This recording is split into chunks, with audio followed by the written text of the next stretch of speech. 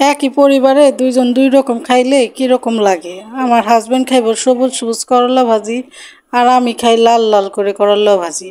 যাই হোক, আমি তো আমারটাই করি। মাঝে মধ্যে যখন একটু বেশি তিতা হয় করলাগুলা সবুজ সবুজ, তখন আমি ওনার মতন করে দিয়ে ওনাকে ওটা খাওয়াই, ওইটা আমি আর খাই না। আসসালামু আলাইকুম, কেমন আছেন সবাই?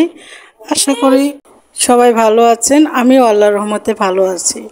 চলে এলাম প্রতিদিনের মতনই নতুন একটা রেসিপি নিয়ে। আজকে রান্না করব তেলাপিয়া মাছ দিয়ে পটল বেগুন আলু দিয়ে পাতলা ঝোল।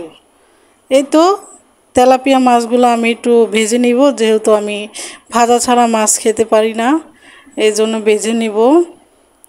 এখানে মাছগুলো ভাজার জন্য দিয়ে দেব, আর ভাজাটা করব মিডিয়াম আঁচে। হাই হিটে ভাজলে মাছটা শক্ত হয়ে যায় উপর দিয়ে। এই তো এখানে পেঁয়াজ রসুন আর কাঁচামরিচ দিয়ে দিলাম। আর আমার হাজব্যান্ড বলে আমি নাকি সব তরকারিতে রসুন খাই।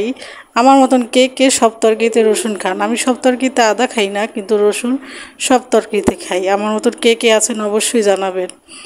এই তো এখন হলুদের গুঁড়া মরিচের গুঁড়া দিয়ে ভালো মতন কষিয়ে নিব। একটু পানিও দিয়ে দিব কষানোর জন্য।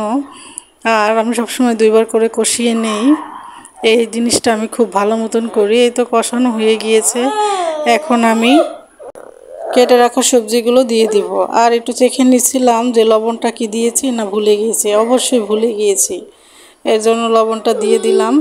ভাগ্যিস মনে পড়েছে, না হলে তো একবারে এই আমার তরকারিটাই মানে অন্যরকমই হয়ে যেত। এই তো এখন ভালো করে নাড়াচাড়া দিয়ে নিব। আর এই তরকারিটা কিন্তু অনেক মজা হয়েছে। আর মাছগুলা পুরাই তাজা ছিল, মরা ছিল না, তার জন্য এই তরকারিটা অনেক মজা হয়েছিল। এই তো আমার সবজিটা কষানো হয়ে গিয়েছে।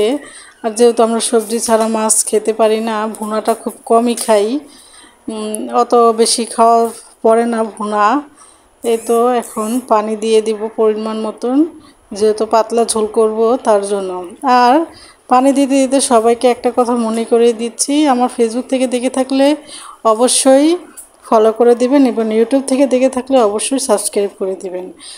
লাইক কমেন্ট করতে ভুলবেন না। বেশি ভালো লাগলে ফ্রেন্ড সার্কেলদের সাথে অবশ্যই শেয়ার করবেন, আর সবাই বেশি বেশি করে কমেন্ট করবেন। আর এই তো আমার পানিটা বলক এসে পড়েছে, এখন মাছটা দিয়ে দিব। যেহেতু এটা আমি রাতের দিকে রান্না করছি, এটা কালকের তরকারি, তাই আমি পুরো ঝোলটা শুকাবো না।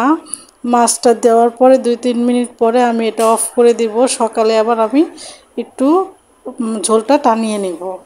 আর আজ এই পর্যন্তই। সবাই ভালো থাকবেন, সুস্থ থাকবেন, আমার জন্য বেশি বেশি দোয়া করবেন, আর আপনাদের জন্য অনেক দোয়া ভালোবাসা রইল। আল্লাহ হাফেজ।